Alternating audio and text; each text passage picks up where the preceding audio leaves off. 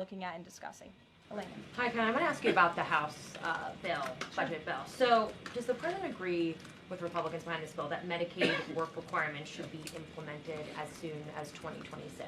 So the president wants to preserve and protect Medicaid for Americans who this program was intended for, the most vulnerable in our society: pregnant women, low-income families, seniors, those who truly need these benefits. And it should be going to people who physically cannot work. We want to see able-bodied Americans at least working 20 hours per week, whether that's part-time or full-time, whether that's even looking for work or volunteering for 20 hours a week if they are receiving Medicaid. These are common sense provisions. These are common sense changes that were actually introduced by former Democrat President Clinton. They've been supported by every Democrat president since, including the previous president, Joe Biden.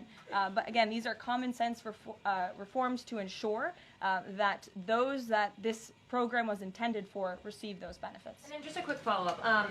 Is the president okay with this bill adding to the deficit? This bill does not add to the deficit. In fact, according to the Council of Economic Advisors, this bill will save $1.6 trillion.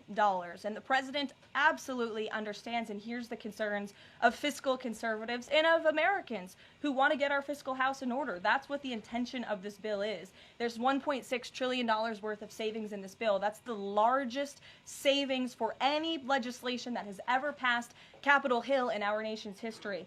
The next bill that even comes close was $800 billion. That's less than half of the savings that we see in the One Big Beautiful Bill. And so the goal of this bill is to produce economic growth, to cut taxes, and to get our fiscal house in order. And this is the right step in the right direction.